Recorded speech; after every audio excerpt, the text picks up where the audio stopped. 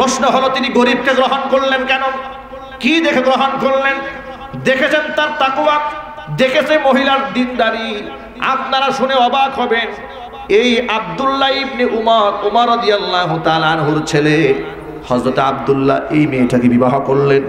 এই মেয়ের গর্ভে যে বাচ্চা হয়েছে, তার গর্ভে যে বাচ্চা এসেছে, সেই বাচ্চাটাই হয়েছে উমর ইবনে আব্দুল আজিজ রাহমাতুল্লাহি আলাইহি।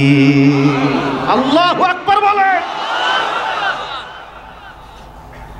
নষ্ট মহিলার পেট থেকে এত বড় আল্লাহর ওলির জন্ম হয় না, কথা বলতে হবে। গাছ যেমন তার ফল তেমন, পেট যেমন তার বাচ্চা তেমন। যে মা তার গর্ভের সন্তান নিয়ে ঘন্টার পর ঘন্টা টেলিভিশনের সামনে পড়ে থাকে, ওই মায়ের সন্তান তো কোনোদিন তাহাজ্জুদ গুজারি হতেই পারে না। ওই মায়ের সন্তান তো নামাজি হবে না। ওই মায়ের সন্তান ডাকাত হবে, খুনি হবে। ওই মায়ের সন্তান মাদক সেবী হবে, আর আন্ডারওয়ার্ল্ডের গডফাদার হবে। দুরূদ শরীফটি মুখস্থ আছে কার কার? মাশাআল্লাহ, আলহামদুলিল্লাহ। মোহাব্বতের সাথে প্রাণ খুলে সকলেই দুরূদ শরীফ পড়ুন। তার কারণ হচ্ছে হাদিস শরীফের মধ্যে এসেছে, পৃথিবীর মানুষের আমল পৃথিবীতে যখন মানুষ করে, সেটা আরশে পৌঁছার আগে ঝুলন্ত অবস্থায় থাকে, যতক্ষণ না পর্যন্ত সেই আমলের মধ্যে দুরূদ শরীফ না থাকে। আপনারা শুনে অবাক হবেন যে নামাজ, সালাত আল্লাহর কাছে সবচেয়ে বেশি প্রিয়। দুরূদ শরীফ ছাড়া সেই নামাজও আল্লাহ কবুল করেন না। দুরূদের এত বেশি গুরুত্ব, এই জন্য যখন বিভিন্ন মাহফিলে আপনাদেরকে দুরূদ শরীফ পড়তে বলা হবে, কেউ জবান বন্ধ রাখবেন না। দুরূদ শরীফ পড়লে শুধু আমল কবুল হবে তা নয়, দুরূদ শরীফ পড়লে একবার দুরূদ যদি আমি পাঠ করি, আমার উপর 10টি রহমত আল্লাহ নাজিল করবেন। আমল নামা থেকে আল্লাহ পাক 10টি গুনাহ মুছে দেবেন। জান্নাতে 10টি মাকাম আল্লাহ পাক বৃদ্ধি করে দেবেন। তাহলে এত বড় সওয়াবের কাজ থেকে আমরা নিজেদেরকে মাহরুম করব কেন? এই জন্য প্রাণ উজাড় করে ভালোবাসা নিয়ে সকলে মিলে আমরা দুরূদ শরীফ পাঠ করব। আল্লাহুম্মা সাল্লি আলা মুহাম্মাদিন ওয়া আলা আলি মুহাম্মাদ কামা সাল্লাইতা আলা ইব্রাহিম ওয়া আলা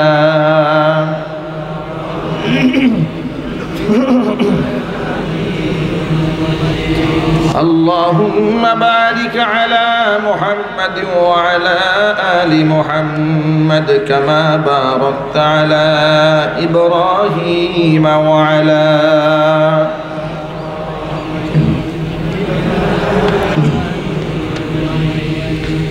আমন্ত্রিত বিশেষ অতিথিবৃন্দ, হাজারাত উলামায়ে কেরাম, মুরব্বিয়ানে ইজম, অত্র এলাকা এবং পার্শ্ববর্তী এলাকার বিভিন্ন প্রান্ত থেকে ছুটে আসা দিন দরদি, ইমানদার, পরহেজগার, মুত্তাকি মুসলিম ভাইয়েরা, পর্দার অন্তরালে অবস্থানরত আমাদের সকলের শ্রদ্ধাভাজন পর্দানিশীন মা এবং বোনেরা, মহান আল্লাহ রব্বুল আলামিনের দরবারে আলী শানে লাখ কোটি শুকরিয়া আদায় করছি যে মহান আল্লাহ রব্বুল আলামিন উম্মতের এই ক্লান্তি লগ্নে, চরম ফিতনা ফাসাদের মুহূর্তে, বৈশ্বিক মহামারী করোনা প্রাদুর্ভাব ছড়িয়ে ছিটিয়ে থাকার পরেও সুস্থতার নিয়ামত দান করে লাখ কোটি মুমিন মুসলমানের মধ্য থেকে আমার আপনার মতো অযোগ্য নালায়েক গুনাহগার বান্দাদেরকে নির্বাচন করে দুনিয়ার মাটিতে নবী করিম সাল্লাল্লাহু আলাইহি ওয়াসাল্লামের ভাষায় বেহেশতের বাগানের মধ্যে উলামায়ে ইকরামের মাজলিসে, কোরআন হাদিসের মাহফিলে বা ওয়াক্ত বা আজমত বা মহব্বত শামিল হওয়ার তৌফিক দান করেছেন। এই জন্য আপনারা খুশি না বেজার? কম না বেশি?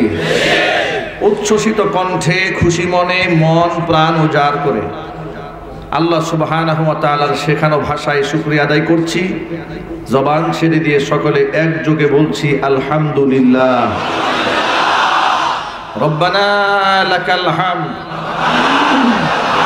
হামদান কাসীরা তাইয়িবান মুবারাকান ফীহি রব্বানা লাকাল হামদু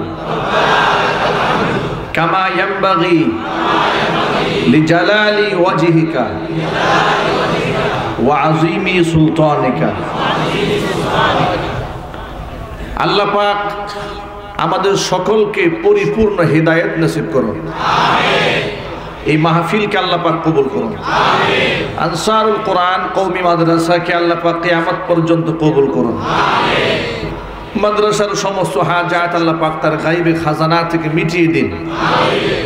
টাকা দিয়ে, পয়সা দিয়ে, বুদ্ধি দিয়ে, শ্রম দিয়ে, সময় দিয়ে, উপদেশ দিয়ে, উপস্থিতির মাধ্যমে যারা আজকের মাহফিলকে সাকসেস করেছেন, কিয়ামতের মাঠে এই মাহফিল আল্লাহ পাক সকলের জন্য নাজাতের ওসিলা বানিয়ে দেন।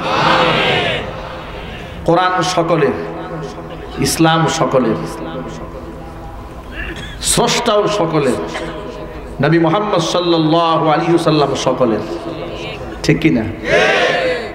আমরা মানুষের মধ্যে বিভাজন করে ফেলি। কোরআন কট্টরপন্থী কোনো কিতাবের নাম নয়। কোরআন হচ্ছে একটা আদর্শিক কিতাব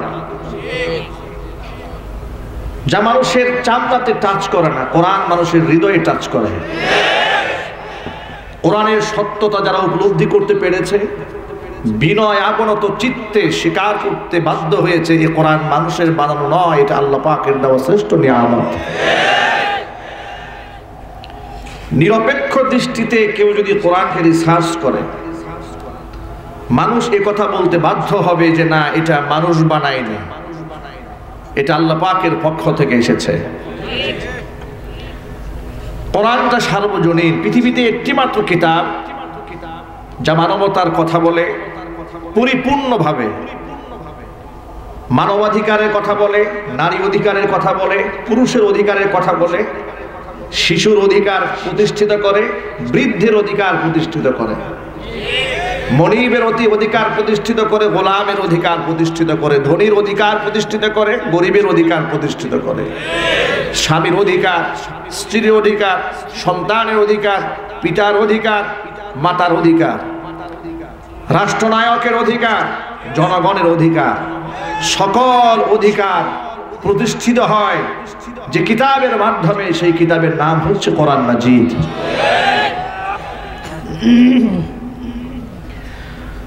লোকেরা না বুঝে কোরআনকে মৌলবাদীর বই বলে, কিন্তু তারা এই ব্যাখ্যা জানে না। কোরআনটা মানুষের সাথে কতটা সহজভাবে আল্লাহ পাক সেট করে দিয়েছেন আপনারা কি ধারণা করতে পারেন?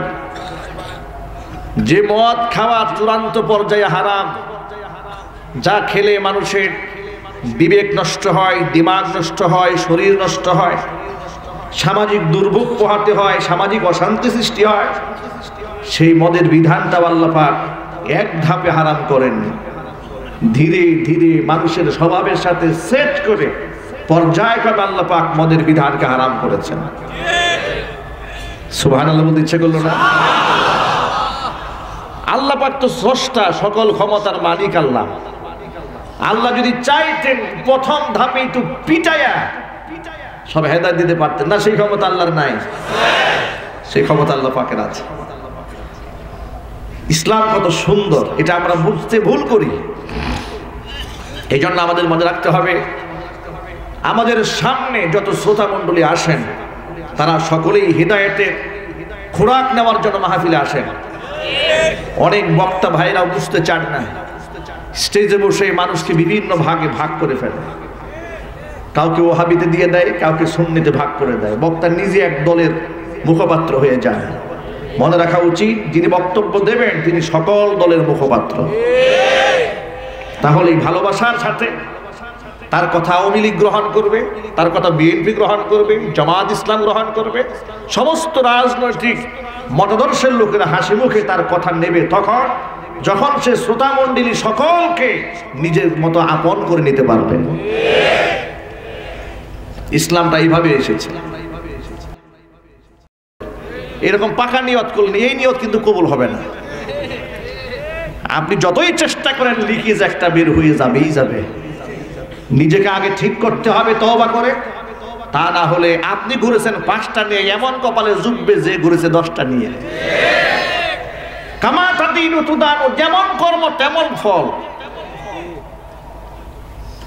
রাজার সাথে রানী, কানার সাথে কানি। দেশে একটা প্রচলিত কথা আছে। এই জন্য নিজেকে আগে শুধরাতে হবে। যুবক ভাইদেরকে এই সমস্ত কথা যখন বলি, যুবক ভাইরা স্বপ্ন দেখে আমি অত্যন্ত ভালো দিনদার একটা মেয়ে বিবাহ করব, আর মনে মনে ভাবে যার সাথে এখন সম্পর্ক আছে, এখানে অনেক যুবকেরা আছে, জানি এটা স্বীকার করবে না, জিজ্ঞেস করলেও করবে না, এই জন্য আমি জিজ্ঞেস করবো না।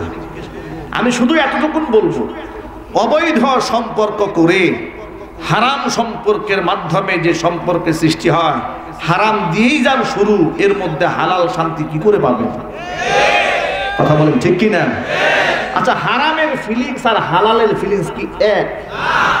বৈধ আর অবৈধের ফিলিংস কি এক? কোনোদিন এক হতে পারে না, কোনোদিন এক হতে পারে না। নিজের স্ত্রীকে নিয়ে যখন আপনি সংসার করেন, কতটা শান্তি, কতটা তৃপ্তি, কতটা আত্মমর্যাদা বোধের সাথে আপনি সংসার করেন। এই একই কাজ যদি অবৈধভাবে কোনো গার্লফ্রেন্ড নিয়ে থাকে, প্রতিনিয়ত আটকে আটকে উঠে, আপনি পরকাল তো বাদই দেন, দুনিয়াতেই আপনার যেন মালাকুল মউত ধরছে। কথা কয় না কেন? একবার ডানে তাকায়, একবার বামে তাকায়, একবার সামনে তাকায়, একবার পেছনে তাকায়, মনে করে হুজুরা কিছু বোঝে না। কিছুদিন আগে দক্ষিণবঙ্গে যাচ্ছি মাহফিলে, ফেরিতে উঠেছি, ফেরির ছাদের উপরে একটু নামাজের জায়গা আছে, বিশ্রামের জায়গা আছে, তো সেখানে গেলাম।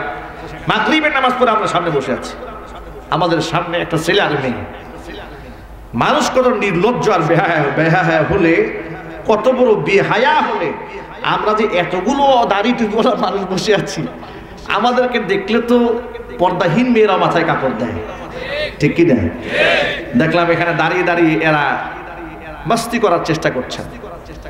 একবার মনে চাইলে ধমক দেয়, মেয়েটা কিছুটা আঁচ করতে পেরে আমাদের চোখ রাঙায় হয়তো কিছুটা খেয়াল করেছে, মেয়েটা ছিটকে পড়ার চেষ্টা করছে, কিন্তু ছেলেটা বারংবার তাকে আটকায় রাখার ভাব করছে। এখানে এই যে আচরণগুলো তারা করছে, এবং সর্বশেষ যখন বের হয়ে যায়, এমন চোরের মতো নেমেছে, মনে হয় ডানে বামে কেউ নাই, একদম নিচে আস্তে করে নেমে যাচ্ছে। এই যে তাদের মধ্যে একটা ত্রাস, তাদের মধ্যে ভয়, যে কেউ ধমক দিল কিনা, কেউ মারলো কিনা, কেউ দেখলো কিনা, কেউ রিপোর্ট করলো কিনা, এই যে আতঙ্ক তাদের মধ্যে থাকে, কিসের সুখ, কিসের শান্তি চান আপনারা? এই জন্য বয়ফ্রেন্ড গার্লফ্রেন্ড কালচারটা হচ্ছে একটা জাহান্নামী কালচার। এর মধ্যে কোনো সুখ নাই, কোনো শান্তি নাই। যারা আপনাদেরকে বলে যে আপনারা বয়ফ্রেন্ড নিয়ে, গার্লফ্রেন্ড নিয়ে যেখানে সেখানে খুশি ঘুরতে যান, যেখানে সেখানে রাত কাটান, স্লিপ ওভার করেন, এই সমস্ত তালিম যারা দিয়েছেন, এরকম কিছু কুলাঙ্গার দেশে আছে না? যদি বলেন না আপনারা নাই? রবি 10 মিনিট স্কুলের ব্যানারে কি রশিদ জানো, ছেলেটার নাম, এগুলা শিখিয়েছে। আইমান সাদিকের যে চ্যানেল, যে তারা যে রবি 10 মিনিট একটা স্কুল করেছে, অনলাইন স্কুল, এই করোনার সময় করেছিল, করোনার সময় মার্কেট পেয়েছে। সেখানে তারা কি শিখালো? আপনি আপনার বয়ফ্রেন্ড নিয়ে, আপনার গার্লফ্রেন্ড নিয়ে, আপনি আমার জাস্ট ফ্রেন্ড নিয়ে যেখানে খুশি সেখানে যান, ঘুরতে যান, বেড়াতে যান, স্লিপ ওভার করেন, রাত্রি যাপন করেন। লোকেরা সাত কথা বলবে, এগুলো কানে নেওয়ার দরকার নাই। নাউযুবিল্লাহি মিন যালিক। আচ্ছা ভাইরা, এরা এই তরুণ এবং তরুণীদেরকে এই সমাজে এরা কি শেখাচ্ছে? আজকে আনুষ্কা হত্যার জন্য, আনুষ্কার মতো এই যে নারী নির্যাতিত হয়ে জমিন থেকে গজবের সাথে ধ্বংস হয়েছে, আপনি বিশ্বাস করেন এই মেয়েটা মারা যাওয়ার পর আমি বাংলাদেশে একটা লোককে ইন্না লিল্লাহ বলতে শুনি নাই। একটা মানুষ যখন মারা যায়, কেন মানুষ ইন্না লিল্লাহ বলবে না? তার প্রতি এত ক্ষোভ কেন? কারণ সে তো অপকর্ম করতে গিয়ে মারা গিয়েছে, তার জন্য ইন্না লিল্লাহ বলবে কে? আর এই কালচারগুলো যারা প্রমোট করেছে, আমি মনে করি রবি 10 মিনিটের স্কুলের আন্ডারে যারা নাস্তিকতা প্রমোট করেছে, এই নোংরা সংস্কৃতি যারা বাংলাদেশে আমদানি করার প্রচেষ্টা চালিয়েছে, প্রত্যেকটাকে গ্রেফতার করে রিমান্ডে নিয়ে কঠিন সাজার সম্মুখীন করতে হবে। ইসলাম দিন, ইসলাম নাস্তিকের দালালেরা হুঁশিয়ার সাবধান।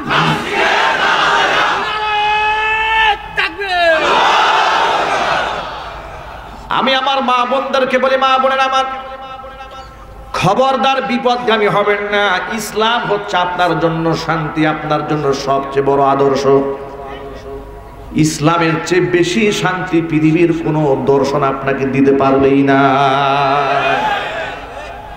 ইসলাম আপনাকে নারীত্বের মর্যাদা দিয়েছে, কন্যা হিসেবে ইসলাম আপনাকে সম্মানিত করেছে। ইসলাম বলেছে কন্যা সন্তান মানে অলক্ষী নয়, অপায়া নয়।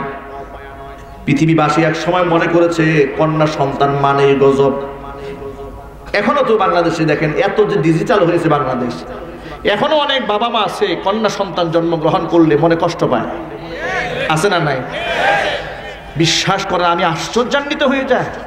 আমি খুব কাছ থেকে এমন কিছু লোকের আমি সন্ধান পেয়েছি, এমনকি আমাদের আত্মীয়ের মধ্যে আমি পেয়েছি কন্যা সন্তান জন্ম নিয়েছে, এই অপরাধে স্ত্রীর সাথে 6 মাস সাক্ষাৎ করে না।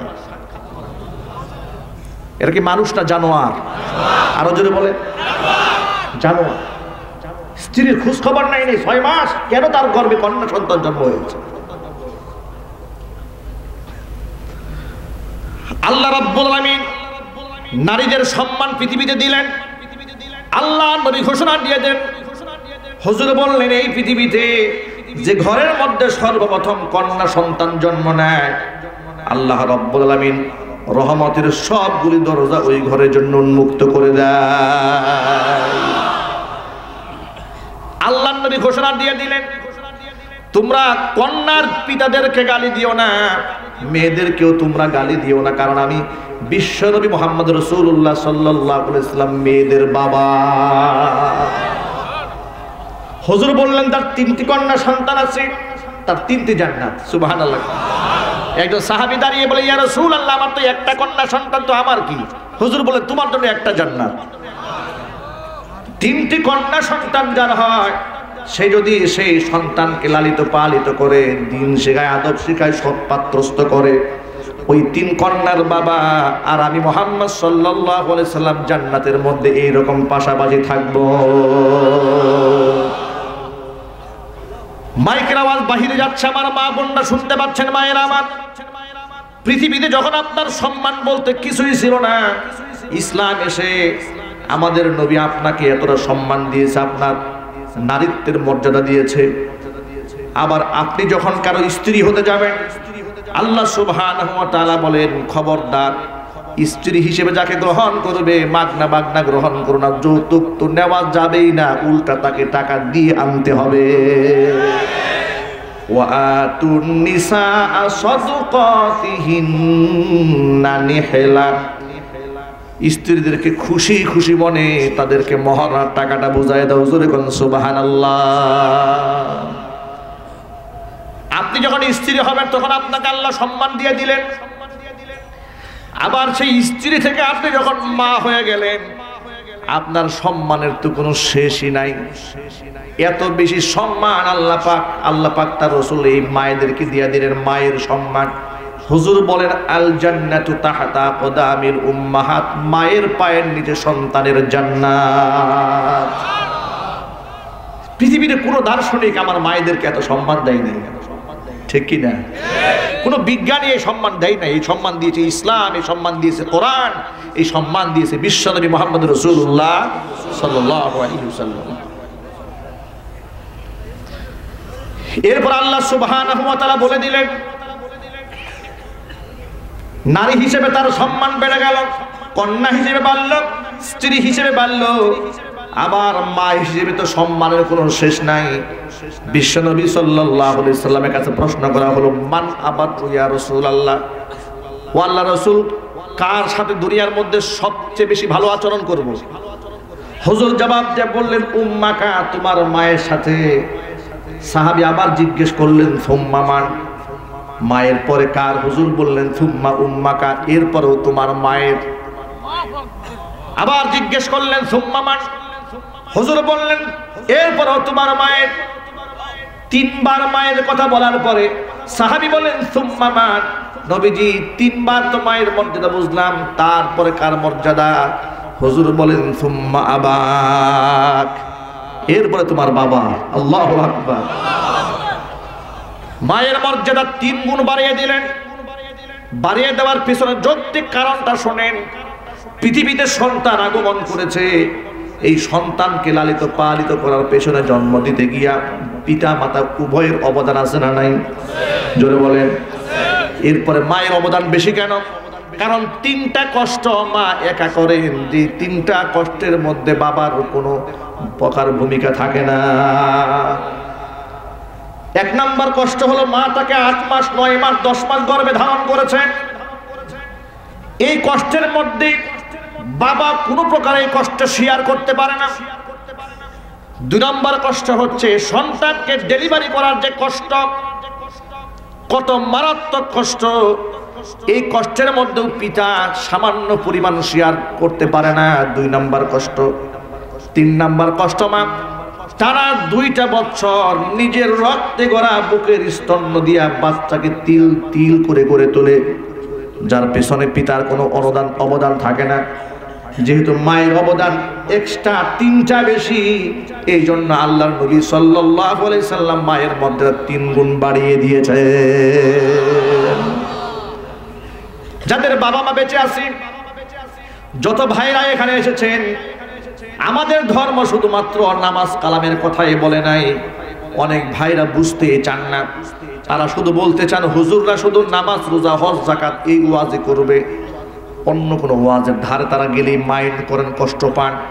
আমি ওই সমস্ত ভাইদেরকে বলি, ভাইরা আমার, আল্লাহ পাক আমাকে এমন একটা ধর্ম দিয়েছে, আমার জীবন থেকে শুরু করে জন্ম থেকে শুরু করে মৃত্যু পর্যন্ত প্রত্যেকটা কদমে কদমে ইসলাম আমাকে কন্ট্রোল করেছে। যত মানুষ আপনারা মাহফিলে এসেছেন, যাদের বাবা মা বেঁচে আছে, তাদের জন্য 1 নাম্বার সবক হচ্ছে বাবা মা হচ্ছে জান্নাতে যাওয়ার সিঁড়ি। এই সিঁড়িটাকে ভেঙে ফেলবেন না, এটাকে কষ্ট দেবেন না। ইদানিং শোনা যায় অনেক শিক্ষিত লোকেরা বাবা মাকে কষ্ট দেয়, এবং এটা আমার বক্তব্য নয়, এটা প্রায় সময় পত্রপত্রিকা আমরা দেখি যে বাংলাদেশে শিক্ষিত লোকের পিতা মাতারা সন্তান কর্তৃক সবচেয়ে বেশি নির্যাতিত। অশিক্ষিত আমি আল্লাহ পাক তোমাদের জন্য সহজ বিধান করে দিতে চাই, কোন বিধানকে কঠিন করে আমি তোমাদের উপর আরোপ করে দিতে চাই না। যে বিধান তোমরা মান্য করতেই পারবে না, পালন করতেই পারবে না, যে বিধানের লোড তোমরা সহ্য করতে পারবে না, তোমাদের সাধ্যাতিরিক্ত কোনো বোঝাকে তোমার কাঁধের উপর আমি আল্লাহ চাপাই দেই না। ওয়ামাল্লাহু বিযাল্লামিল লিল আবিদ, আমি বান্দার উপর জুলুম করি না। সুবহানাল্লাহ। আল্লাহ কি আমাদের উপর জুলুম করেন? না, আল্লাহ পাক আমাদের উপর জুলুম করেন না। কোরআন মাজিদ আল্লাহ পাক বলেন, লা ইউকাল্লিফুল্লাহু নাফসান ইল্লা বুসআহা লাহা মা কাসাবাত ওয়া আলাইহা মাকতাসাবাত। আমি আল্লাহ মানুষের সাধ্যাতিরিক্ত কোনো বিষয়কে মানুষের উপর আরোপ করে না, চাপায় দেই না। লাহা মা কাসাবাত ওয়া আলাইহা মাকতাসাবাত, মানুষ যা অর্জন করবে কল্যাণকর সেটা তার জন্য প্রযোজ্য হবে, আর মানুষ অকল্যাণকর যা করবে সেটাও তার উপরে আরোপিত হবে। ভিন্ন একটা আয়াতের মধ্যে আল্লাহ পাক বলেন, فَمَن يَعْمَلْ مِثْقَالَ ذَرَّةٍ خَيْرًا يَرَهُ وَمَن يَعْمَلْ مِثْقَالَ ذَرَّةٍ شَرًّا يَرَهُ। কেউ যদি অণু পরিমাণ জাররা পরিমাণ ভালো আমল করে সেটাও বান্দা দেখতে পাবে, জাররা পরিমাণ খারাপ কাজ যদি করে সেটাও বান্দা দেখতে পাবে। কোরআন বাণীতে অন্য আয়াতে আল্লাহ পাক বলেন, ওয়ালা তাজিরু ওয়াজিরাতু বিজরা উখরা, একজনের পাপের বোঝা আরেকজন বহন করবে না। সুবহানাল্লাহ। এর থেকে শান্তির কথা কি হতে পারে? আমার পাপের বোঝা আমার বাবা বহন করবে না, আমার বাবার পাপের বোঝা আমি বহন করব না, আমার পাপের বোঝা আমার সন্তান বহন করবে না, আমার সন্তানের পাপের প্রায়শ্চিত্ত আমাকে ভোগ করতে হবে না, যদি সেই অন্যায়ের সাথে আমার সংশ্লিষ্টতা না থাকে। কথাগুলো মনে থাকবে। এই জন্য আমার আমল কিয়ামতের মাঠে আমি দেখতে পাবো, ভালো করলেও দেখতে পাবো, মন্দ করলেও দেখতে পাবো।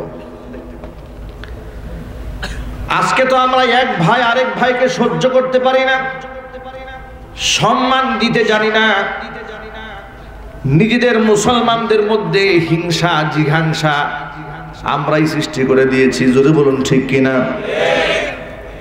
হাজারো দলে আমরা মুসলিমরা বিভক্ত হয়ে গেছি, অথচ ইসলামের চেয়ে সুন্দর আদর্শ পৃথিবীতে আর তো কিছুই নাই। বিভিন্ন সময় লোকেরা কানাডা, জার্মানি, অস্ট্রেলিয়া এই সমস্ত দেশ ঘুরে এসে আমাদের কাছে বর্ণনা দেয় যে হুজুর তাদের মধ্যে ঈমান নাই, কিন্তু কিছু কিছু ব্যাপারে তাদের আখলাক রয়েছে। তারা মিথ্যা কথা বলেন না, তারা মানুষকে ধোঁকা দেয় না, প্রতারণা করে না। অথচ এই আখলাক তো মুসলমানদের কাছ থেকে ধার নেওয়া। কথা বলেন ঠিক কি না? এই আখলাক তো পৃথিবীতে অন্য কোনো জাতিগোষ্ঠী নিয়ে আসেনি। এই বিশ্ববাসীকে এই আখলাক শিখিয়ে দিয়েছে ইসলাম। যদি বলেন না ঠিক কি না? আমরা মানুষকে কথা দিয়ে আঘাত করি, আমরা তুচ্ছ তাচ্ছিল্য করি, ব্যঙ্গ বিদ্রুপ করি, রাজনৈতিক স্বার্থে হোক, দলীয় স্বার্থে হোক, জায়গা জমির স্বার্থে হোক, আধিপত্য বিস্তারের স্বার্থে হোক, বিভিন্ন কারণে আমরা একজন আরেকজনকে তুচ্ছ তাচ্ছিল্য করি। অথচ এটা দেখে যদি কেউ মনে করে যে মুসলমান, এটা বুঝি তোমাদের ইসলাম, আসলে কি ইসলাম? এটা যদি বলেন আপনারা, এটা কি আসলে ইসলাম? না, এটা ইসলাম না। ইসলাম কি জিনিস কোরআন শিখিয়ে দিয়েছে।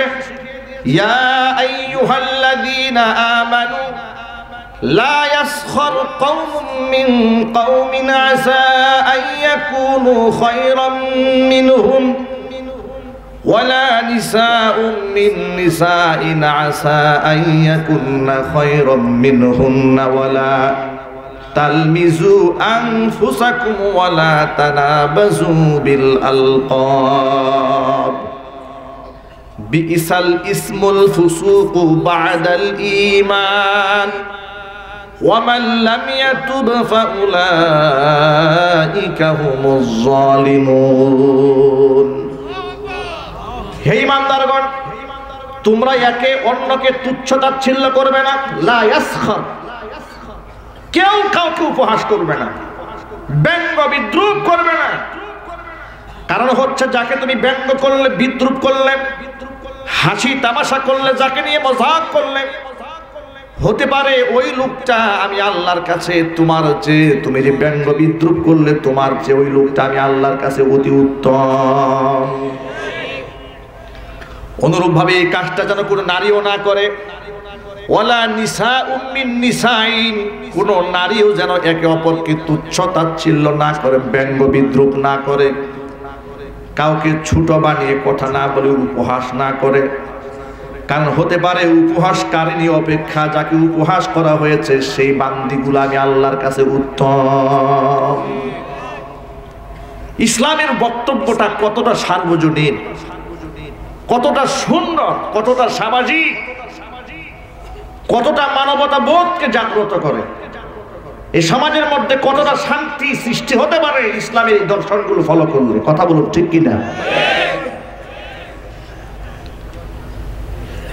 কিছু বুদ্ধিজীবী বাংলাদেশে আছে যারা কথায় কথায় ইসলামের উপর হানা দেওয়ার চেষ্টা চালায়।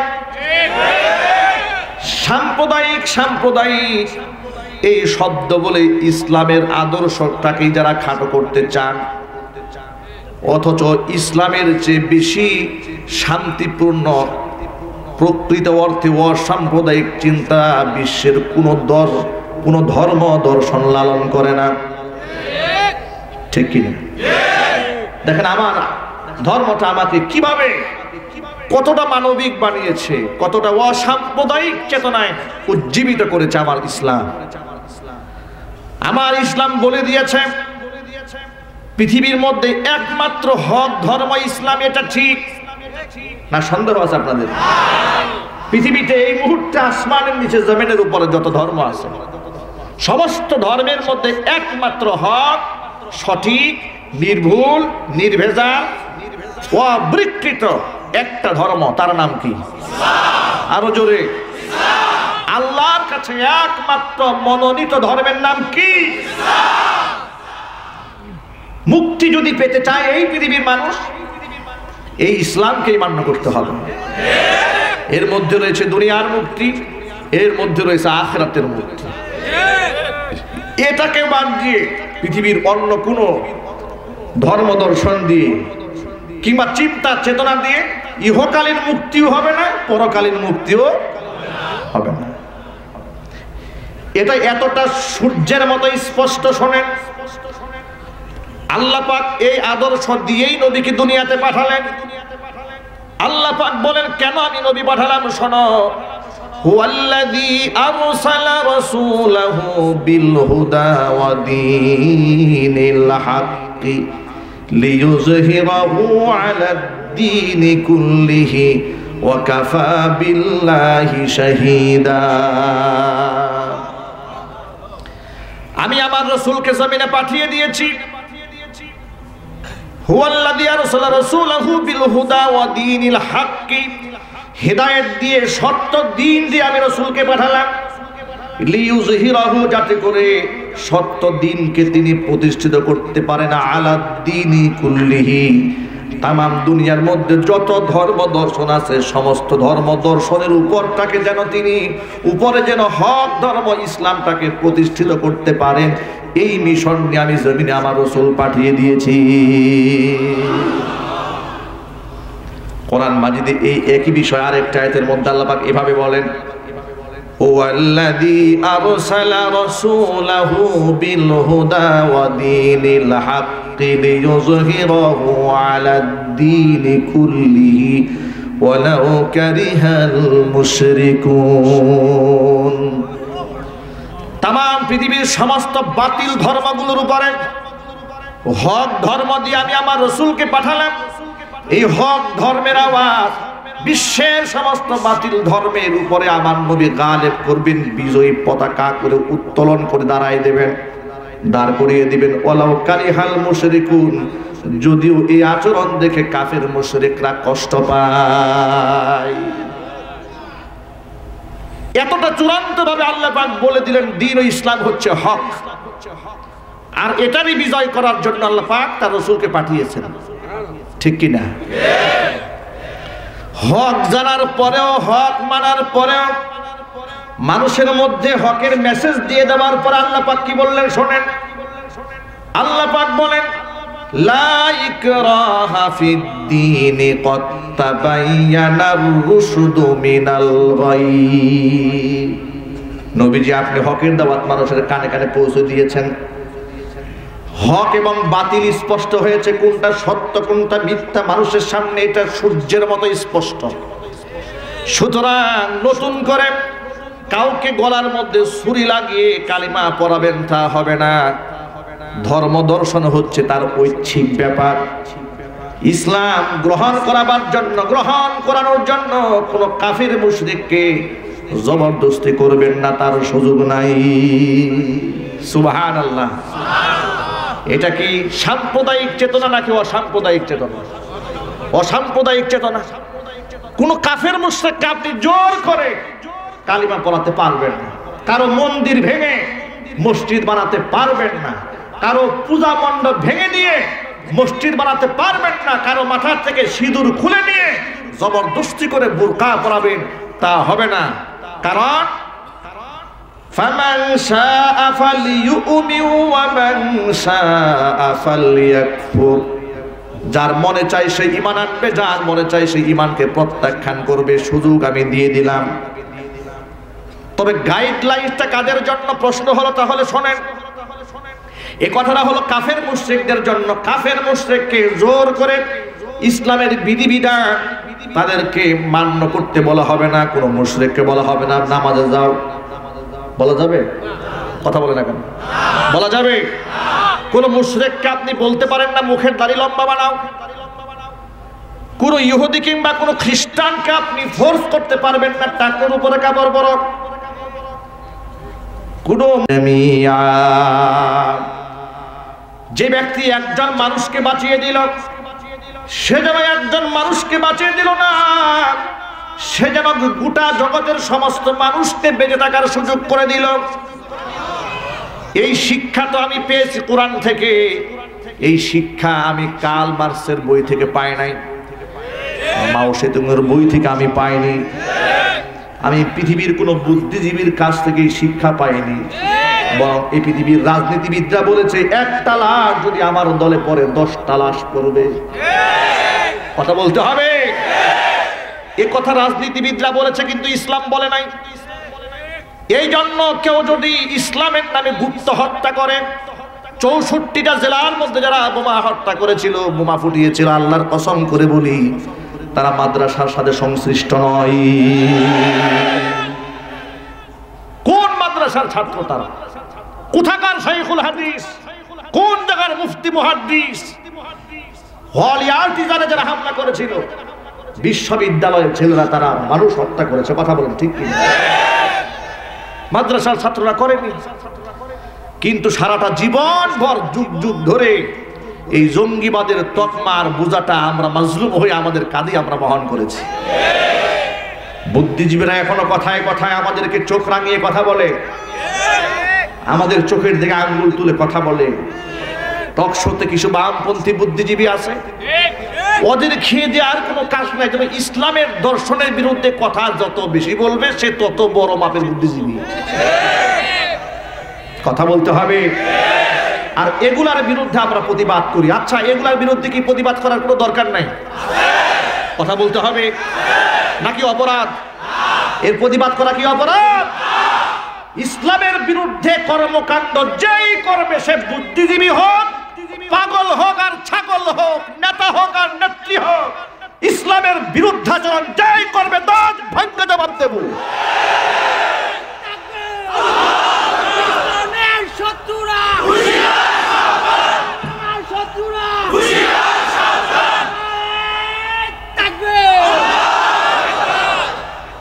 আমার প্রিয় ভাইরা, এজন্য মাদ্রাসার মধ্যে ছাত্র কোনোদিন খুনি হয় না, ধর্ষক হয় না, লুটেরা হয় না, মাস্তানা হয় না, ডাকাত হয় না। সারা বাংলাদেশে সরকার যখন টেকনাফ থেকে তেতুলিয়া পর্যন্ত মাদক বিরোধী অভিযান চালিয়েছিল, আপনাদের ভুলে যাওয়ার কথা নয়, সরকার একটা ভালো কাজ করেছে, ঠিক কিনা? চিরুনি অভিযান চালিয়ে মাদক সেবী, মাদক ব্যবসায়ী ধরেছে, অনেককে ক্রসফায়ার দিয়েছে, অনেকে জেল হাজতে পাঠিয়েছে, ঠিক কিনা? এই পুরো বাংলাদেশের চিত্র, ওটা বাংলাদেশ যখন গরম, আপনারা কি একটা মাদ্রাসার নাম বলতে পারবেন যে মাদ্রাসার একজন উস্তাদ মাদক সহ ধরা পড়েছে? মসজিদের কোনো ইমাম সাহেব ধরা পড়েছে? মুয়াজ্জিন সাহেব, খাদেম সাহেব? আল্লাহু আকবার বলতে ইচ্ছে করলো না। অথচ শুধুমাত্র কওমি মাদ্রাসার মধ্যে, বাংলাদেশে কওমি মাদ্রাসার মধ্যে 20 লক্ষের উপর ছাত্র আছে। আল্লাহু আকবার বলেন। 20 লাখের উপর ছাত্র ছাত্রী শুধু কওমি মাদ্রাসার মধ্যে আছে, আলিয়াটা বাদ। এতগুলো ছাত্র ছাত্রী আছে রক্তে মাংসে গড়া। এই অন্ধকার সমাজের মধ্যে তারা বসবাস করছে বাইম মাছের চরিত্র নিয়ে। বাইম মাছ থাকে কাদায়, টান যখন দেওয়া হয় গায়ে কোনো কাদা থাকে না। যদি বলতে হবে, যেখানে মাদক, জিনা, ব্যভিচার, মিথ্যা, খুন, ধর্ষণ, রাহাজানি চতুর্দিকে চলছে, সেখানে একজন ছাত্র, উস্তাদ, শিক্ষক, শিক্ষয়িত্রী জড়িত পাওয়া গেল না, যারা মাদক সেবী, মাদক ব্যবসায়ী। আল্লাহু আকবার বলেন। এই জন্য আমরা সব সময় বলি, তাহলে মাদ্রাসার মধ্যে এমন কি জিনিস আছে যার কারণে মাদক নাই? এমন কোন শিক্ষা আছে যার কারণে সেখানে ধর্ষণ নাই? এমন কোন জিনিস থাকার কারণে সেখানে মানুষ খুন হয় না, খুন খারাপি হয় না? তার কারণটা শোনেন, সেখানে আছে বিশ্ব মানবতার কিতাব কোরআন মাজিদ। এই কোরআনটা যেখানে প্র্যাকটিস করানো হবে তাকে পুলিশ দিয়ে পাহারা দেওয়া লাগবে না। কেউ যদি নিজের কোরআন শরীফটাকে নিজের জীবনের পাথেয় বানায়, অবলম্বন বানায়, তাকে কি র্যাব দিয়ে পাহারা দিতে হবে? ডিজিএফআই দিয়ে, ডিবি পুলিশ দিয়ে পাহারা দেওয়ার কোনো দরকার নাই। তার কারণ সে বিশ্বাস করেছে কোরআনে লেখা আছে, মা ইয়ালফিজু মিন কাউলিন ইল্লা লাদাইহি রাকীবুন আতীদ। এমন কোন শব্দ মানুষ মুখ থেকে উচ্চারণ করে না যে শব্দটা ফেরেশতা রেকর্ড করে না রাখে। এই বিশ্বাস যদি কারো কলিজার মধ্যে থাকে, তাকে তো আর পাহারা দেওয়ার কোনো প্রয়োজন হবে না, তাকে কোনোদিন গোয়েন্দা দিয়ে পাহারা দেওয়ার প্রয়োজন হবে না। একটা ঘটনা আপনাদেরকে আমি শোনাই দেই। আমিরুল মুমিনিন খলিফাতুল মুসলিমিন উমর ফারুক রাদিয়াল্লাহু তাআলা আনহুর শাসনামলে তার অভ্যাস ছিল রাতের আধারে দিনের আলোতে ছদ্মবেশ ধরে ঘুরে বেড়াতেন, মানুষের অবস্থা তিনি পর্যবেক্ষণ করতেন। রাতের আধারে একদিন তিনি হাঁটতেছিলেন, এমন সময় দেখতে পেলেন ছোট্ট একটা কুড়ে ঘরের মধ্যে মা মেয়ের কথোপকথন শোনা যায়। খলিফাতুল মুসলিমিন সেখানে দাঁড়িয়ে গেলেন, মা মেয়ে কি যেন বলছে তিনি শোনার চেষ্টা করলেন। মা তার মেয়েকে বলছে, মা দুধের মধ্যে বেশি করে পানি মিশাও যাতে করে বেশি টাকায় সকালে বিক্রি করা যায়। এ কথা শুনে মেয়ে বলছে, মা খবরদার, আমি পারবো না, এটা আমি কোনোভাবেই করতে পারবো না।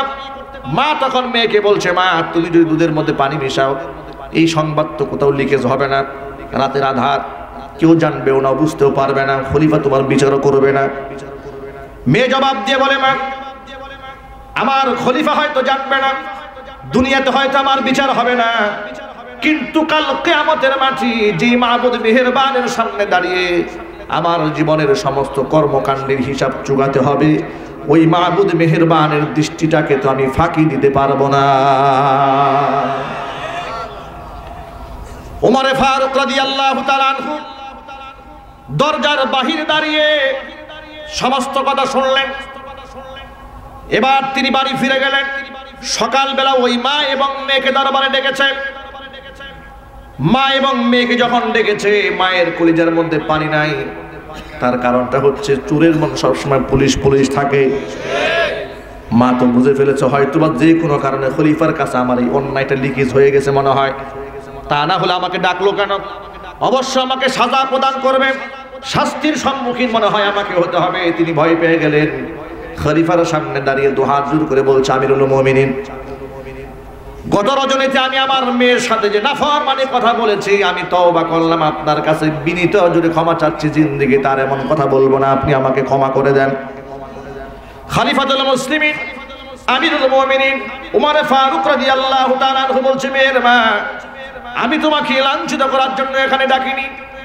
তাহলে ডাকলেন কেন?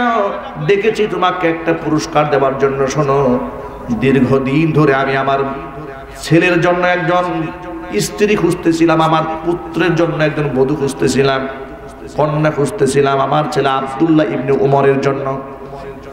উপযুক্ত পাত্রী আমি মদিনার বিভিন্ন জায়গায় নক করেছি। গত রাতে তোমার মেয়ে তোমার সাথে যে কথা বলেছে সেটা আমি শুনেছি।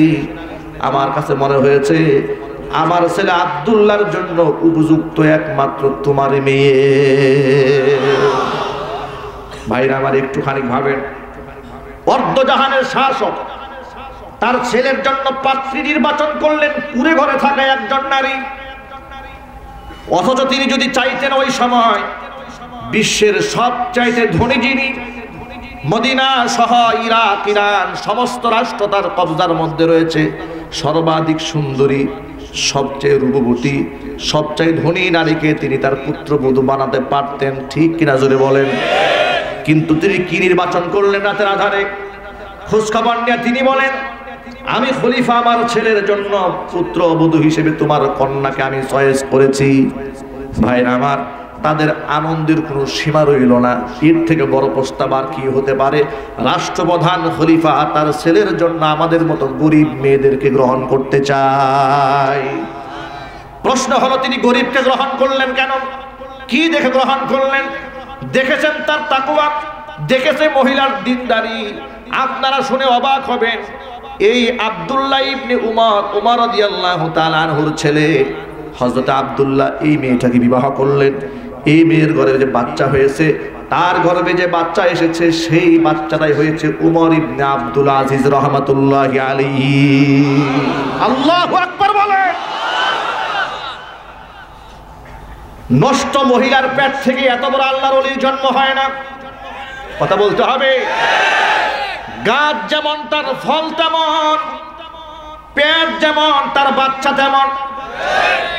যে মা তার গর্ভের সন্তান নিয়ে ঘন্টার পর ঘন্টা টেলিভিশনের সামনে পড়ে থাকে, ওই মায়ের সন্তান তো কোনোদিন তাহাজ্জুদ গুজারি হতেই পারে না, ওই মায়ের সন্তান তো নামাজি হবে না, ওই মায়ের সন্তান ডাকাত হবে, খুনি হবে, ওই মায়ের সন্তান মাদক সেবী হবে, আর আন্ডারওয়ার্ল্ডের গডফাদার হবে। আল্লাহর নবী সাল্লাল্লাহু আলাইহি সাল্লাম বলেছেন, তুনকাহুল মারআতু লিআরবাইন, মেয়েদেরকে 4টা গুণ দেখে সাধারণত বিবাহ করা হয়। কয়টা গুণ দেখে? 1 নাম্বার হচ্ছে লিমালিহা, তার সম্পদ দেখে, ওয়ালি জামালিহা, তার সৌন্দর্যতা দেখে, ওয়ালি হাসাবিহা, তার আভিজাত্য দেখে, বংশের স্ট্যাটাস দেখে। 4 নাম্বার হচ্ছে ওয়ালি দীনিহা, তার দিনদারিতাটাকে দেখে। আল্লাহর হাবিব বলেন, এই 4টা গুণের মধ্যে ফাদফার বিদাতিদ দ্বীন, ধার্মিকতাটাকে প্রাধান্য দাও।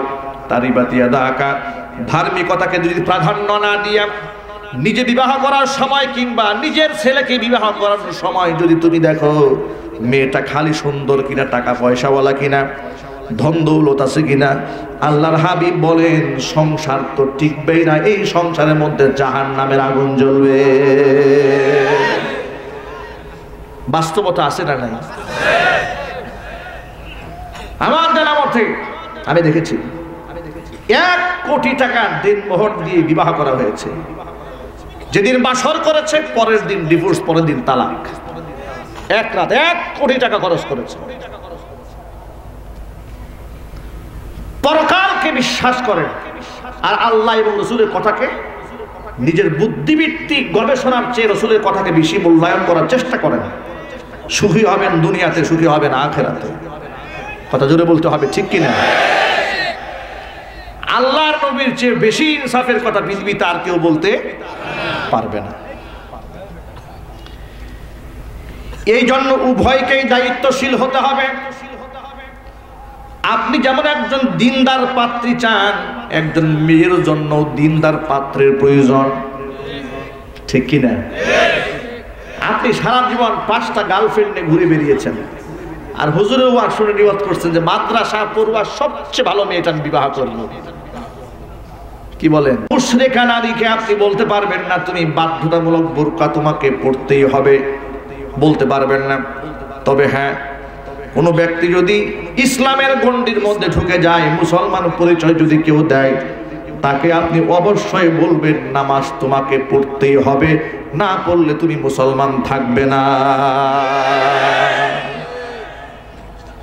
অবশ্যই মুসলিম নারীকে আপনি বলবেন বোরকা তোমাকে পড়তেই হবে। কথা বলেন। যদিও এই কথাটা যখন আমরা জোর গলায় বলি, দেশের তথাকথিত সুশীল চেতনাবাজরা ক্ষিপ্ত হয়ে যায় যে না, কাউকে বোরকা পড়তে বাধ্য করা যাবে না। আমার প্রশ্ন হচ্ছে, আমি তাকে বাধ্য করব কেন? বাধ্য তো সে নিজেই হয়েছে ইসলাম গ্রহণ করে। কথা জোরে বলতে হবে। ইসপার উসপার তো চূড়ান্ত ফয়সালা। আপনি সহিহ মতে চলে আসেন, আপনি যদি বললাম ইসলামকে মান্য করে ইসলামের পথে আসেন, আর যদি বলেন যে না আপনি ইসলাম মান্য করেন না, তাহলে আউট হয়ে যান। আপনার জন্য জোরাজুরি আমরা করব না। আপনি মুসলমানের পতাকা বহন করবেন, মুসলমান পরিচয় দেবেন, আবার দাড়ির কথা শুনলে আপনার অ্যালার্জি সৃষ্টি হবে, তখন আমরা বলতে বাধ্য হব আপনি মুসলিম নামধারী মুনাফিক ছাড়া কিছু নয়।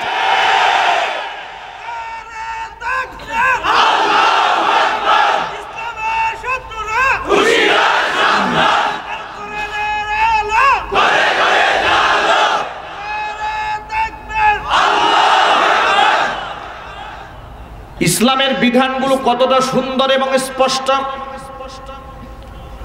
তবে কোন অমুসলিমও যদি পরকালকে বিশ্বাস যদি নাও করে, আমার নবী মুহাম্মদ সাল্লাল্লাহু আলাইহি সাল্লামকে যদি আখিরি জামানার পয়গম্বর হিসেবে বিশ্বাস নাও করে, কোরআনের বিধিবিধান মেনে যদি কেউ দুনিয়াতেও চলে, আল্লাহ রাব্বুল আলামিন তাকে দুনিয়াতে নিরাপত্তার চাদরে ঢেকে নেবে। আর যদি নিয়তটা ভালো হয়, মুমিন যদি হয়, বিনিময় আল্লাহ পাক ডাবল দেবেন। একটা বিনিময় তো সে দুনিয়াতে প্রফিটেবল হবে, লাভবান হবে, ফায়দামান হবে। আরেকটা প্রফিট পাবে সেই ইন্তেকালের পরে। এটা আমার বানানো বয়ান নয়, কোরআনে লেখা আছে। আমার আল্লাহ রাব্বুল আলামিন বলেন, মান আমিলা সালিহাম মিন যাকারিন আও উনসা ওয়া হুয়া মুমিনুন ফালানুহইয়ান্নাহু হায়াতান তাইয়্যিবা وَلَنَجْزِيَنَّهُمْ أَجْرَهُمْ بِأَحْسَنِ مَا كَانُوا يَعْمَلُونَ। নারী আর পুরুষ যেই ভালো কাজ করুক না কেন ঈমানের সাথে, ঈমান নিয়ে যদি কেউ সৎ কাজ করে, সৎ কাজ দুই ভাবে করা যায়, একটা হলো ঈমানের সাথে, আরেকটা ঈমান ছাড়া। পৃথিবীর অসংখ্য নাস্তিকরাও ভালো ভালো কাজ করে, মানবতার কাজ করে, আছে না নাই? যদি বলেন, অনেক নাস্তিক, অনেক অমুসলিম, মুশরিক পরকালকে বিশ্বাস করে না, কিন্তু মানবতার জন্য কাজ করে, আছে না নাই? তাদের লাভটা কি? তাদের লাভ হচ্ছে দুনিয়াতে। দুনিয়াতে তারা কি ফেমাস হবে, শোহরত পাবে, ভালো মানুষ হিসেবে, দাতা হিসেবে, মানবিক হিসেবে ইত্যাদি নানা উপাধিতে তারা বিভূষিত হবে। কিন্তু পরকালে লাইসা লাহুন নাসীবুন, পরকালে কোনো অংশই তাদের থাকবে না। এই একই কাজটা যদি সে ঈমানের সাথে করে, তাকে আল্লাহ পাক দু ধরনের পুরস্কার দান করবেন। একটা দেবেন দুনিয়াতে, আর একটা দেবেন আখিরাতে। দুনিয়াতে আল্লাহ পাক কি দেবেন? আল্লাহ বলছেন, ফালানুহইয়ান্নাহু হায়াতান তাইয়্যিবা, এই দুনিয়ার মধ্যে আমি তাকে স্বাচ্ছন্দ্যপূর্ণ জীবন উপহার দেব, উত্তম জিন্দেগি তাকে আমি উপহার দেব। আর পরকালে ওয়ালাজান্নাজিয়ান্নাহুম আজরাহুম বিআহসানি মা কানু ইয়ামালুন, পরকালে এটা কত রকম ভালো আমল দুনিয়াতে করেছে, অনেক ভালো আমল করেছে, মিডিয়াম পর্যায়ে ভালো আমল করেছে, নিম্নমানের ভালো আমল করেছে। আমলের এই সমস্ত মার্কগুলাকে দূর করে সমস্ত আমলের মধ্যে ফার্স্ট ক্লাস লাগিয়ে দিয়ে উত্তম আমলের মানদণ্ডে উত্তীর্ণ করে তাদেরকে আমি জান্নাতে বিনিময় দিয়ে দেব। ভাইরা আমার, এই জন্য ইসলামের চেয়ে উদার ধর্ম পৃথিবীতে আর নাই। নিজেদেরটা হক জানার পরেও অন্য ধর্মের উপর হস্তক্ষেপ করা যাবে না, এই শিক্ষা দিয়েছে আমাকে কোরআন, এই শিক্ষা দিয়েছে আমার নবীর হাদিস। যদি বলুন ঠিক কিনা?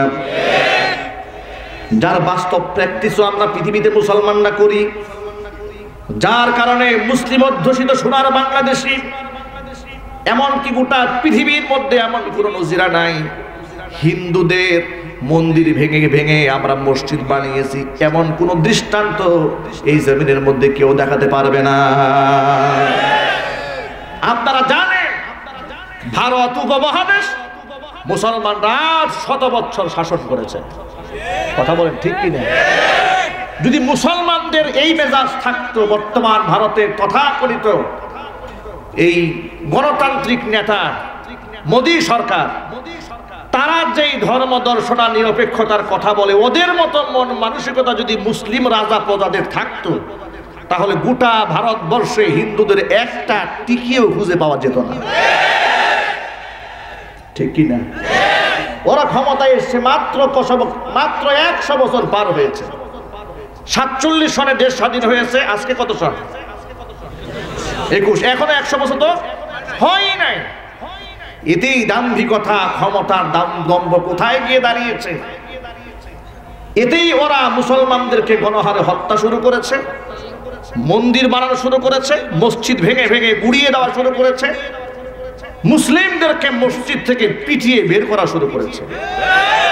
অথচ প্রায় 97,000 মুক্তিযুদ্ধকামী যারা ভারতবর্ষকে স্বাধীন করেছে, যাদের নামের তালিকা এখনো পর্যন্ত বিরাট বড় দিল্লি গেটের মধ্যে লেখা আছে, এই 97,000 মুক্তিযোদ্ধাদের মধ্যে প্রায় 57,000 সৈনিক হচ্ছে মুসলমান, যারা ভারতবর্ষ ইংরেজদের কাছ থেকে স্বাধীন করেছে। আল্লাহু আকবার বলতে ইচ্ছে করলো না?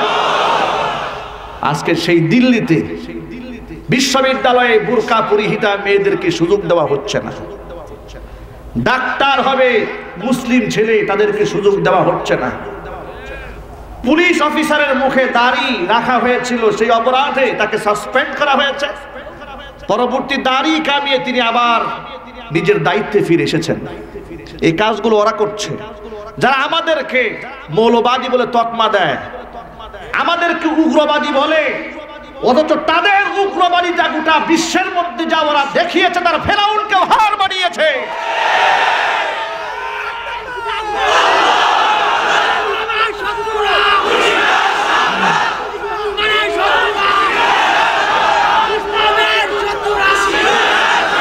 প্রিয় ভাইয়েরা আমার, আমরা শান্তিকামী মুসলমান, কারণ আমাদের ধর্ম আমাদেরকে সন্ত্রাস বানায় নাই। আমি শুধুমাত্র বাস্তবতা বুঝিয়ে দেওয়ার জন্য আপনাদেরকে বললাম, মাত্র 47 সনের দেশ ভাগাভাগি হওয়ার পরে ওই দিক থেকে 53 বছর, আর এই দিক থেকে 21 বছর, কত হলো? 74 বছর। এই 74 বছরের ক্ষমতা এলো ভারতবর্ষ স্বাধীন হওয়ার পর থেকে। ওরা এই 74 বছরের দাম্ভিকতায় 500 বছরের আগের পুরাতন বাবরি মসজিদ ভেঙে দিয়ে রাম মন্দির বানানো শুরু করেছে। মাত্র 74 বছরের ক্ষমতার গরমে সংখ্যালঘুদেরকে সহ্য করতে পারছে না। আর আমরা 800 বছর শাসন করেছি ভারতবর্ষ, একটা মন্দির ভেঙেছি এমন কোন দৃষ্টান্ত পৃথিবীর মধ্যে কেউ দেখাতে পারবে না। আমরাই নাকি মৌলবাদী, এই মুসলমানরা নাকি উগ্র? প্রশ্ন হলো, আমরা উগ্র নই কেন? ইসলাম আমাকে উগ্রবাদিতা হারাম করে দিয়েছে। আমরা জঙ্গি হই না কেন? ইসলাম আমাকে জঙ্গি হতে হারাম করে দিয়েছে। আমরা খুনি হই না কেন?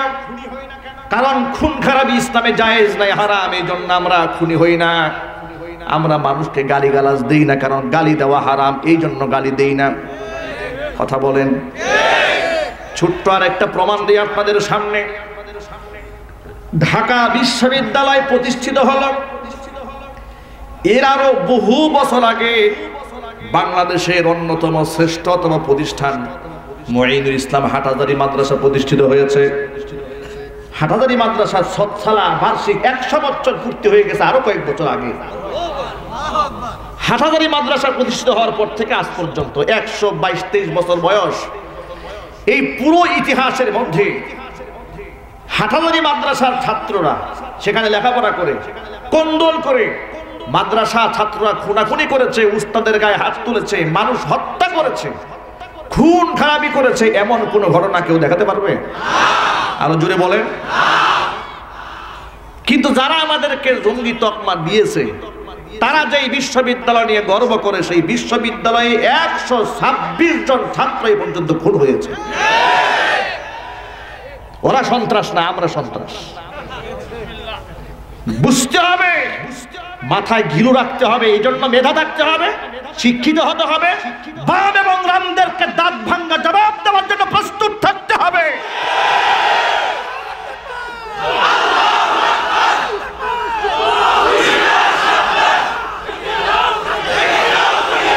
প্রিয় যুবক ভাইয়েরা আমার, আমি শুধু এই মেসেজটা আপনাদের সামনে প্রদান করতে চাই, ইসলাম সন্ত্রাসকে উস্কে দেয় না, যদি বলতে হবে। এখন প্রশ্নের জবাব নেন, 100 বছর ওভার হয়ে গেল, পার হয়ে গেল, একজন মানুষও খুন হয় নাই কেন? খুন কিয়ামত পর্যন্ত হবে না ইনশাআল্লাহ, যদি বলেন না ইনশাআল্লাহ। কেন হবে না শোনেন, কেন হবে না জবাব দিয়ে দেই।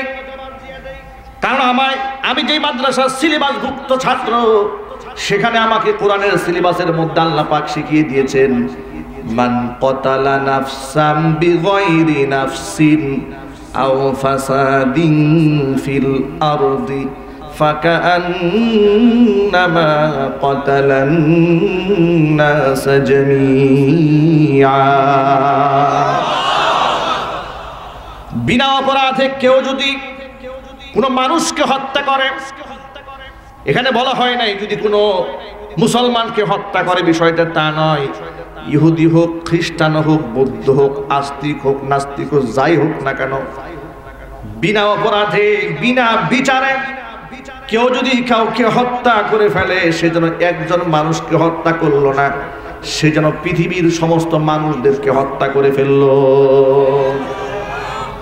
ومن أحياها فكأنما أحيا الناس যার কারণে বৃদ্ধাশ্রমে গেলে দেখা যায় সেখানে ইঞ্জিনিয়ারের মা, ইঞ্জিনিয়ারের বাবা, ডক্টরের মা, ডক্টরের বাবা, প্রশাসনিক বড় বড় কর্মকর্তাদের মা বাবাকে বৃদ্ধাশ্রমে খুঁজে পাওয়া যাচ্ছে, কিন্তু রিক্সাওয়ালা, কুলিওয়ালা, ঠেলাওয়ালা, মসজিদের ইমাম, মুয়াজ্জিন, খাদেম তাদের বাপ মাকে খুঁজে পাওয়া যাচ্ছে না। যদি বলেন ঠিক কিনা? এই শিক্ষিত লোকেরা এই আদর্শ কোথা থেকে শিখেছে? ইউরোপ থেকে শিখেছে, আমেরিকা থেকে শিখেছে।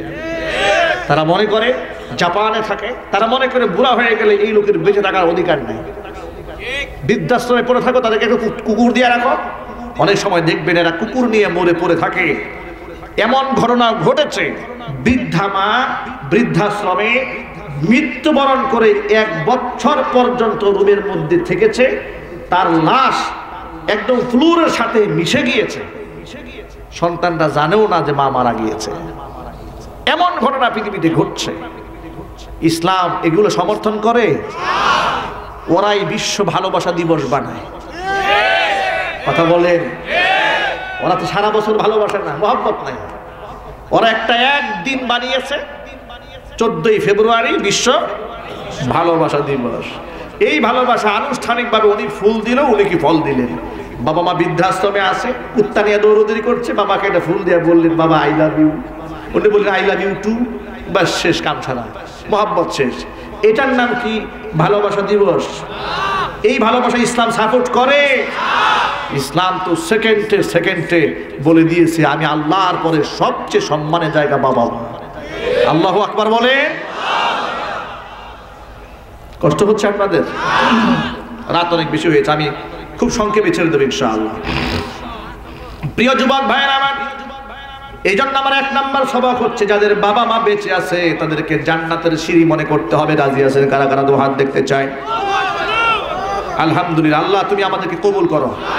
আল্লাহ আমাদের বাবা মার জিন্দেগির গুনাহ খাতা মাফ করো। আল্লাহ আমাদের পিতা মাতার নেক হায়াত দারাজ করো। আল্লাহ তাদেরকে খেদমত করার তৌফিক আমাদেরকে দান করো। হাত নামানি মনে থাকবে তো ইনশাআল্লাহ? বাবা মাকে আমরা সর্বোচ্চ সম্মান দেব ইনশাআল্লাহ। আল্লাহ রসুলের পরেই সবচেয়ে সম্মান পাওয়ার উপযুক্ত মা এবং বাবা। তাদের ভরণ পোষণ, চিকিৎসা, এরপরে তাদের থাকা খাওয়া সব কিছু সর্বোত্তম ব্যবস্থা আমরা করব। আমরা বলি ইনশাআল্লাহ। আল্লাহ সুবহানাহু ওয়া তাআলা আমাদের সকলকে কবুল করেন। আর জোরে আল্লাহুম্মা আমিন। যুবক ভাইরা যারা আছেন তাদেরকে বলবো, যুবক ভাইরা আমার, আজকে গোটা বাংলাদেশে যুবকদের মধ্যে ইসলামের এক জাগরণ সৃষ্টি হয়েছে। আলহামদুলিল্লাহ বলবেন না? আমি গোটা দেশ ঘুরে দেখেছি, যেখানেই পা রাখি ইয়াং জেনারেশন, যুব সম্প্রদায় ইসলামের জন্য এখন পাগল পারা। আজ এক সময় যারা সিনেমার নায়ক নায়িকাদের ডান্স, নাচ, গান এগুলো দেখে রাত কাটাতো, তারা আজকে ইউটিউবে ওয়াজ শুনে শুনে রাত কাটায়। কত যুবকেরা ওয়াজ শোনে, তারা বলে হুজুর প্রতিদিন আপনাদের বয়ান না শুনলে আমাদের রাতে ঘুম আসে না। সেই যুবক বলে এই কথা, যে যুবক এক সময় গান শুনেছে। আমাকে অসংখ্য যুবকেরা বলে যে হুজুর গানের নেশা এরকম ছিল, ইয়ারফোন কানে বাজতো, গান শুনে শুনে ঘুমিয়ে যেতাম, কিন্তু এখন আর গান তো শুনি না, ওয়াজ না শুনলে এখন ঘুম আসে না। এই জন্য এই ওয়াজগুলো, বয়ানগুলো যে সমস্ত ইউটিউবাররা আপনারা প্রচার করছেন, আপনাদের অবদান ওই ইসলাম প্রচার করার ক্ষেত্রে অনেক বড়। আল্লাহ পাক আপনাদের এই অবদানকে কবুল করুন। বিশেষ করে আমার আলোচনাগুলো বাংলাদেশের উল্লেখযোগ্য ইউটিউব চ্যানেল মুসলিম টিভি, বাংলাদেশের সমস্ত ইউটিউব চ্যানেল মধ্যে বর্তমানে শীর্ষ পর্যায়ে যার অবস্থান রয়েছে, আমি দোয়া করছি এই চ্যানেলকে আল্লাহ পাক দ্বীনের খেদমত ইখলাসের সাথে করার তৌফিক দান করুন। এই ক্ষেত্রে আমার একটি উপদেশ রয়েছে। উপদেশ হচ্ছে, এমন কোনো থামলাইন আপনারা লিখবেন না যে থামলাইনের মধ্যে এমন কোনো কথা না থাকুক যে কথাটা বক্তা তার বয়ানে বলেনি, ইঙ্গিত করেনি, কিন্তু আপনি একজন নেতার ছবি দিয়ে দিলেন, কিংবা এক বক্তাকে আরেক বক্তার মুখোমুখি দাঁড় করিয়ে দিয়ে লিখে দিলেন যে অমুকে মুখে বাস দিলেন। এই যে থামলাইনটা আপনি লিখলেন, এটা ইসলামের জন্য কতটা মারাত্মক ক্ষতি। অনেকে তো ভিতরে ঢুকবেও না যে আদৌ বক্তা বয়ানটা করেছে কিনা, ঠিক কিনা যদি বলেন। এই জন্য জাতিকে ঐক্য করার ক্ষেত্রে আপনাদের ভূমিকাও জাতি চিরদিন স্মরণ রাখবে। এই জন্য আপনাদেরকে বিনীত অনুরোধ জানাবো, ইউটিউবাররা যারা এসছেন তারা আপনারা সাম্যের স্লোগান দিবেন, ঐক্যের স্লোগান দিবেন, ভ্রাতৃত্বের স্লোগান দিবেন এবং ইসলামকে প্রচার করার ক্ষেত্রে যে কষ্ট আপনারা করছেন ইনশাআল্লাহ দুনিয়াতেও কল্যাণ পাবেন, আখিরাতেও কল্যাণ পাবেন। আল্লাহ পাক কবুল করেন। যুবক ভাইদেরকে অনুরোধ জানাচ্ছি, ইসলামকে জানুন, ইসলামকে মানুন, ইসলামকে মান্য করুন, দুনিয়া আখিরাত আলোকিত হবে এবং নিজেরা প্রচুর পরিমাণ বই পুস্তক পড়ার চেষ্টা করবেন।